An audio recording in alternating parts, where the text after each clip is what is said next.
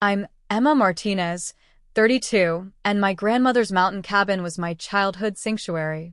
When she left it to me in her will 8 months ago, I never imagined finding my brother-in-law, Derek, moving his entire family in without my permission.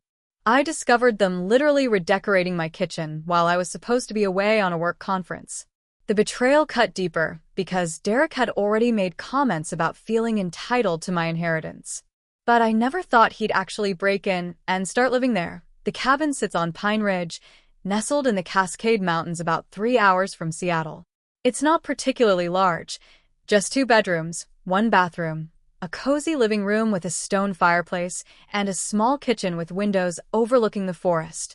What it lacks in modern amenities, it makes up for in character and memories. My grandmother built it in the 1980s with help from local craftsmen. The hand-hewn beams still bear her initials, and the floorboards creak in a pattern I could navigate blindfolded.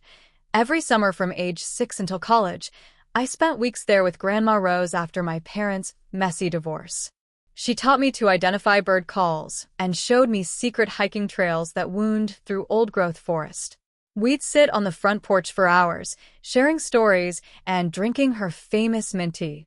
At night, she'd point out constellations through her antique telescope. "This is where dreams take root, Emma," she'd say, gesturing at the stars. "Remember that when life gets complicated." When I got the call 8 months ago that she had passed peacefully at 89, I felt like someone had hollowed out my chest. I was the only family member who visited her regularly in her assisted living facility those last 3 years. My sister Jessica came occasionally, usually when she needed money or advice, but mostly it was just Grandma Rose and me, looking through old photo albums and planning improvements to the cabin. The inheritance came as a surprise to everyone except me. Grandma Rose had been clear about her intentions for years. The cabin and the 2 acres surrounding it were to go to me, the one who understood its true value. There was also a small trust fund to cover property taxes and maintenance. It wasn't a fortune, but it was the most meaningful gift I'd ever received. Jessica seemed fine with the arrangement initially.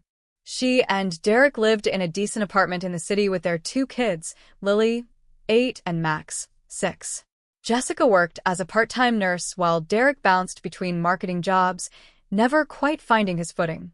He had an excuse for every failure: toxic work environments, unrealistic expectations, economic downturns.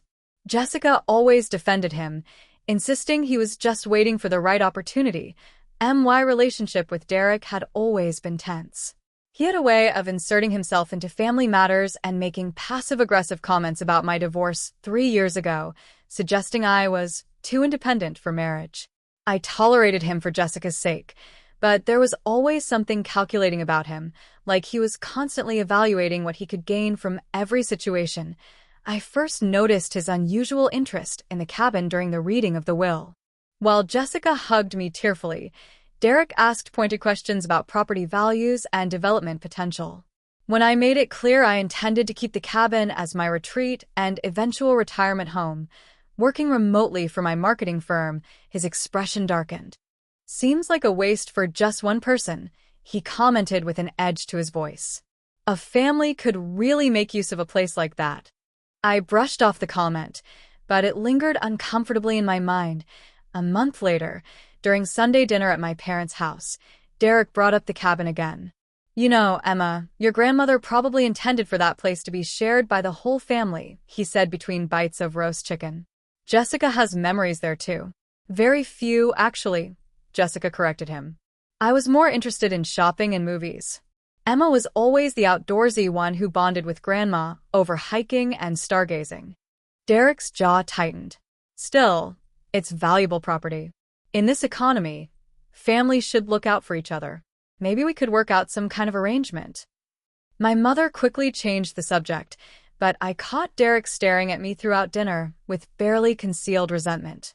In retrospect, I should have recognized it as entitlement and planning. After inheriting the cabin, I spent most weekends there, slowly making improvements while preserving its rustic character. I replaced the aging water heater, but kept Grandma Rose's collection of handmade quilts displayed throughout the rooms. I updated the electrical system, but preserved the vintage light fixtures she'd carefully selected. Each change was thoughtful, balancing practicality with preservation. I had plans to eventually convert the small storage room into a home office, so I could work remotely full-time. The city had been feeling increasingly overwhelming since my divorce, and the cabin represented both my past and my future, a place of healing and new beginnings. If only I had known how quickly Derek would try to steal that future from under my nose. My marketing firm sent me to Portland for what was supposed to be a 5-day conference. I left the cabin securely locked and asked my neighbor, Mrs. Thompson, to keep an eye on things. 4 days into my trip, I received a text from her that made my blood run cold. "Your family seems nice. Didn't know they'd be staying while you're away." I called her immediately. "What family?" "Your sister's family, I think." The man said he was your brother-in-law. "They arrived yesterday with a U-Haul." "I assumed you knew." I tried calling Jessica first, straight to voicemail. Then Derek, the same. I called my parents, who seemed genuinely surprised and suggested maybe they were just using it for a weekend getaway. But a U-Haul wasn't for a weekend trip. I told my supervisor there was a family emergency and booked the first flight home. I rented a car at the airport and drove straight to the cabin, my hands gripping the steering wheel so tightly my knuckles turned white. As I rounded the final curve up the mountain road, my headlights swept across an unfamiliar pickup truck in the driveway. Derek's new Ford that he'd been bragging about despite his unstable employment. Beside it sat the U-Haul Mrs. Thompson had mentioned. What made my heart stop was the pile of furniture on the front porch. Furniture I didn't recognize, mixed with some of Grandma Rose's pieces that had been moved outside, exposed to the mountain weather. I parked and approached slowly, noticing lights on throughout the cabin. Through the windows, I could see people moving around, as if they owned the place. My place that I used my key to open the front door, half expecting it not to work. It turned smoothly, and the scene inside stopped me in my tracks. My living room had been completely rearranged. The couch faced a different direction around an enormous television I'd never seen before. Toys littered the floor, and the beautiful wood-paneled walls Grandma Rose had stained herself were partially painted a garish yellow. "Hello," I called out, my voice surprisingly steady despite the rage building inside me. Jessica appeared from the kitchen, a dish towel in her hands and shock written across her face. "Emma, you're supposed to be in Portland. And you're supposed to not be in my cabin," I replied coldly. "What the hell is going on?" Before she could answer, Derek strolled in from the bedroom hallway, wearing sweatpants and looking completely at ease. He barely registered surprise at seeing me. "Oh, hey Emma. Back early, huh?" His tone was casual, as if he were a welcome guest I'd invited. "Obviously," I said through gritted teeth. "Would you like to explain why you're here? Why there's a U-Haul outside? And why you're painting my walls?" Derek exchanged a look with Jessica before putting on what I can only describe as his salesman smile. "Look, we had a situation. My company downsized, and I'm between positions right now. Our lease was up, and this place was just sitting empty most of the time. We're family, Emma. Family helps family. You were laid off," I interrupted, cutting through his euphemisms. His smile faltered. "That's not the point. The point is we needed somewhere temporarily, and you have all this space going unused." "You didn't ask," I said, my voice rising. "You broke into my home." "We didn't break in," Jessica interjected, looking uncomfortable. "We used the spare key from Mom's house." That explained it. My mother had kept a spare key for emergencies. I hadn't thought to ask for it back after inheriting the place. At that moment, Lily and Max emerged from the bedrooms, pajama-clad and curious about the commotion.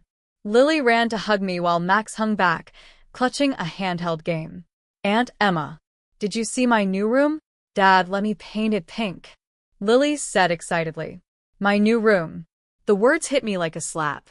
I looked at Derek and Jessica, who had the decency to look slightly embarrassed.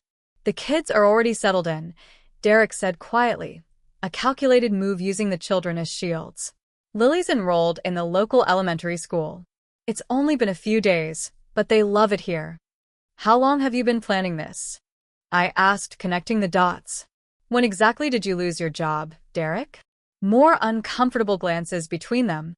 Finally, Jessica answered. About a month ago. We gave notice on our apartment right after. A month, I repeated. You've been planning this for a month and never thought to discuss it with me, the actual owner of this property. Derek stepped forward, his face hardening. We tried calling. You never seemed interested in sharing. Sharing? I nearly shouted. This is my inheritance. My property. You can't just decide to move in because it's convenient for you. The children were watching now, confused by the adult tension. Derek saw my attention shift to them and seized the opportunity. Look, the kids are tired, and this is a lot to process, he said reasonably. Why don't you stay in town tonight, and we can discuss this properly in the morning? I'm sure we can work something out. The audacity of him suggesting I leave my own cabin made my vision blur with rage. No, I said firmly. This isn't a negotiation. This is my property. You had no right to move in here, make changes, or enroll your children in school using this address. I want you all out by tomorrow evening. Jessica's eyes filled with tears. Emma, please. We have nowhere else to go right now. Derek's severance won't cover deposits on a new place until he finds work. Not my problem, I said, hating how cold I sounded but knowing I needed to stand firm. You should have thought of that before essentially breaking into my home. You're really going to put your own sister and her kids out on the street? Derek asked loudly, his tone shifting to indignant. All because you want to keep this big place to yourself? That's incredibly selfish, Emma. There it was, the manipulation tactic I'd seen him use on Jessica countless times, now directed at me. Make the reasonable person feel unreasonable. I'm leaving for tonight, I said, ignoring his bait. I'll be back tomorrow at 6 p.m. If you're not packed and ready to leave, I'll call the sheriff. I turned and walked out, even as Jessica called after me, and the children looked on in confusion. In my car, I finally let the tears come, not just from anger, but from the violation of the one place that had always been my sanctuary. I checked into a motel in town, too exhausted to drive back to Seattle. As I lay awake on the uncomfortable mattress, I realized this was just the beginning of what would become the most challenging family conflict of my life. The next morning, I drove to a local diner for coffee and to clear my head. I needed to approach this rationally despite the emotional turmoil. Part of me felt guilty for threatening to evict my sister and her children. But another part, the part that remembered Grandma Rose showing me the property deed on my 18th birthday, was resolute. Someday this will be yours, Emma, she'd said. Not just because you're the granddaughter who appreciates it, but because you understand it's more than just property. By evening, I decided on a compromise. I would give them 2 weeks to find alternative arrangements and even offer to help with a security deposit. That seemed reasonable while still establishing clear boundaries. I arrived at the cabin at exactly 6 p.m., noticing immediately that the U-Haul was gone. For a moment, I felt relieved, thinking they had taken my deadline seriously. But Derek's truck was still there, along with Jessica's sedan. I approached the front door and inserted my key. It didn't turn. Frowning, I tried again, jiggling it as sometimes the lock stuck. Nothing. With dawning comprehension, I realized they had changed the locks. I knocked loudly, then pounded when there was no immediate answer. Finally, Jessica opened the door, looking tired and avoiding my eyes. Why doesn't my key work? I demanded. She stepped aside reluctantly. Derek thought it would be safer to change the locks since you were so upset yesterday. Safer? I nearly shouted. It's my cabin, Jessica. You changed the locks to my property to keep me out. Derek appeared from the kitchen, coffee mug in hand, looking infuriatingly calm. Emma, let's talk reasonably. We've decided we'd like to stay through the winter. The kids are settled in school, and it makes financial sense. I stared at him incredulously. Did you not hear me yesterday? This isn't your decision to make. I walked further into the cabin, surveying the changes. They had indeed made themselves completely at home. The kitchen now held their appliances. When I walked down the hallway, I discovered that Grandma Rose's bedroom, her private sanctuary that I'd left untouched, had been converted into what appeared to be Derek's home office. His computer sat on her antique vanity table, and the walls displayed his motivational business posters. "Where are Grandma's things?" I asked, my voice dangerously quiet. "In the shed," Jessica answered from behind me. "We needed the space, but we stored everything carefully. You need to leave. Today," I said firmly. "This isn't a discussion." "And go where exactly?" Derek challenged. "We've given up our apartment. The kids are enrolled in school here." "Again, not my problem. You created this situation." Derek's facade finally slipped. "Actually, I've spoken with a lawyer friend. Since your grandmother left the cabin to family, and we are family, we have a legal right to be here." "That's complete nonsense," I snapped. "The will was explicit. The cabin was left to me personally." "That's not how your parents remember it," Derek countered smugly. Of course he'd involve my parents. I pulled out my phone and called them on speaker. To my shock, they suggested I share the blessing and allowed Jessica's family to stay temporarily. My father proposed a time-sharing arrangement. By the end of the call, I felt completely alone, painted as the selfish daughter unwilling to help her struggling sister. Over the next few days, I consulted with a lawyer who confirmed the cabin was legally mine alone, but warned that if I allowed them to establish residency, evicting them could become complicated. I returned the following weekend with a formal eviction notice, only to find Derek hosting a barbecue with neighbors, introducing me as Jessica's sister, who's letting us use the family cabin. When I handed him the legal notice, he laughed and tucked it into his pocket without reading it. "Family doesn't sue family, Emma," he said loud enough for others to hear. Jessica avoided me entirely, but when I finally cornered her, her response broke my heart.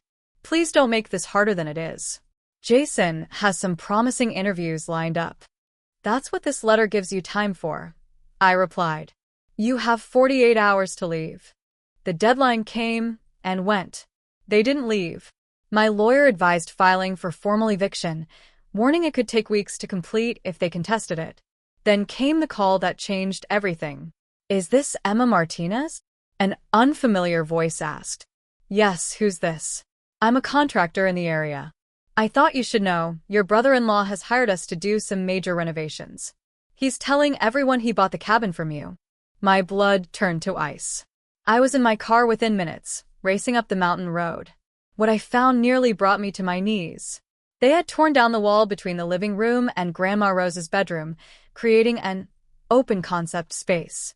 Dust covered everything, and workers were installing support beams where the wall had been. The cabin's careful intimacy was being destroyed. "Emma." "Perfect timing," Derek said when he saw me standing there in shock. "What do you think? Much more modern, right?" I couldn't speak. I walked numbly to what remained of Grandma's room. The built-in shelves where she displayed her book collection were gone. The window seat where I'd spent countless hours reading was demolished. Most devastating of all, her hand-carved hope chest, the one she'd made herself in woodworking class, was missing. "Where is it?" I finally managed. "Where's what?" "The hope chest." "Grandma's hope chest." He shrugged. "Oh, that old thing. We sold it. Didn't fit the new aesthetic." Something inside me shattered. I pulled out my phone and found it listed on a local marketplace, sold by D. Peterson, Derek's middle name. "You sold her handmade furniture," I said flatly. Jessica appeared, looking genuinely shocked. "Derek, you told me Emma approved the renovation and that we were just storing Grandma's things." "We needed the money for materials," Derek said defensively. "This place needs updating if we're going to live here long-term." "You're not living here long-term," I shouted, finally losing my composure. "This is my property that you've invaded and destroyed." The workers had stopped, watching uncomfortably. I turned to them. "I need you all to leave immediately. This work was not authorized by the property owner." Derek stepped forward aggressively. "Don't listen to her. I contracted your services, and I'm paying you." The foreman looked between us uncertainly. "Lady, we have a signed contract with Mr. Peterson here. If there's an ownership dispute, you folks need to work it out." "I'm calling the police," I said, pulling out my phone. "Anyone still here in 5 minutes will be charged with trespassing." This time, Derek didn't laugh. The police initially were reluctant to get involved in what seemed like a family dispute, but when I showed them the property deed, the will, and proof that Derek had sold items that didn't belong to him, their attitude changed. "That's theft and fraud," the officer said, looking at Derek with new interest. "And unauthorized construction on someone else's property." Derek's confident facade finally cracked. "This is ridiculous. We're family. She's just bitter about her divorce and can't stand seeing a happy family here." Even Jessica looked appalled at this low blow. The children began crying, confused and frightened. As the police took Derek's information and warned him about trespassing laws, I sat in what remained of Grandma's room and found a small carved bird that had broken off from the demolished hope chest. Clutching it tightly, I realized this was all I had left of her handwork in this now unrecognizable space. With the help of my lawyer and the local sheriff's department, I filed for an emergency eviction hearing. The judge, reviewing the evidence of unauthorized construction and theft, granted an immediate order giving them 24 hours to vacate. Jessica wasn't present for the hearing, another mistake by Derek, but she called me that evening, her voice breaking. "Emma, please. The kids are settled in school. Could we stay until the end of the month?" I had no idea Derek was selling Grandma's things or making changes without permission. For a moment, I almost wavered. Then I remembered the destroyed room, the missing hope chest, the lies told to contractors and neighbors. "I'm sorry, Jessica, but no. You can stay with Mom and Dad until you figure things out." Her voice hardened. "They don't have room for all four of us, and you know it. You're punishing my children for Derek's actions." "Derek is punishing your children by putting them in this situation," I corrected. "He made the choices that led here, not me." The next day, I arrived with a sheriff to ensure compliance with the eviction order. Derek's truck was there, but Jessica's car was gone.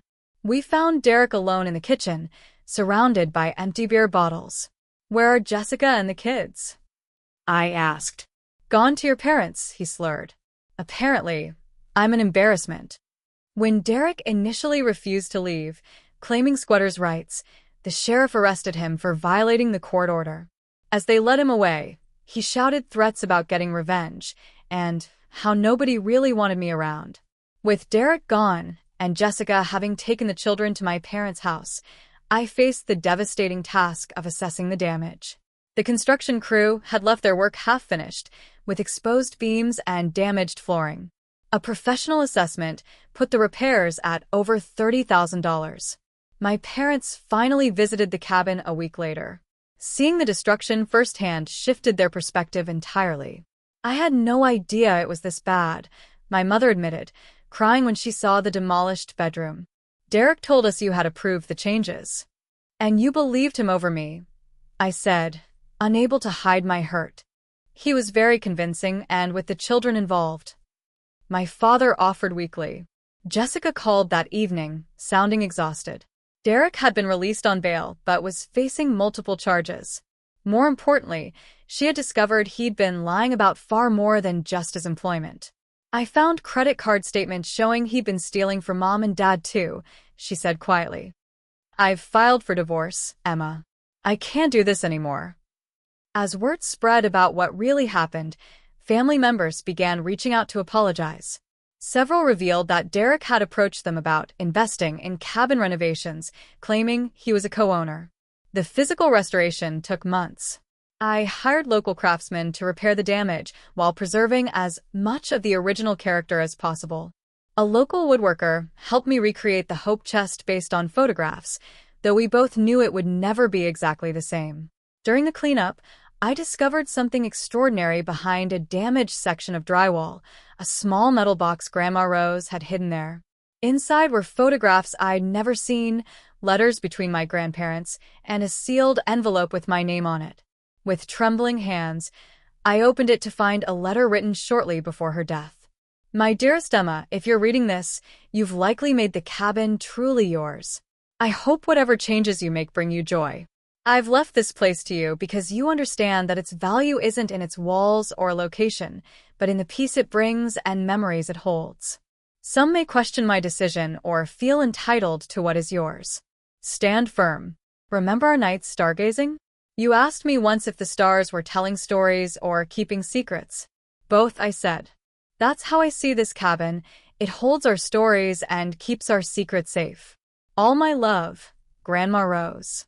3 months after the eviction, Jessica visited the cabin for the first time. She stood in the partially repaired living room with tears in her eyes. I didn't realize how much Derek had destroyed until now, she said quietly. I let him convince me it was all improvements. It was a beginning, tentative and fragile, but genuine. We agreed the children could visit occasionally, with clear boundaries about Jessica's role as a guest, not a resident. Derek was eventually sentenced to 18 months in prison plus restitution for fraud, theft, and property damage. Jessica attended the sentencing with me, a silent show of solidarity that helped begin healing our relationship. As I completed the final repairs that winter, I realized the cabin had been more than restored. It had been reborn. Like me, it was scarred but not broken, perhaps stronger for having weathered the storm. Standing on the front porch one evening, watching snow fall through the trees, I raised a cup of Grandma Rose's mint tea in tribute to her memory. You were right, I told her photograph on the mantel. Standing firm was worth it. The cabin was mine again, not just legally, but in every way that mattered.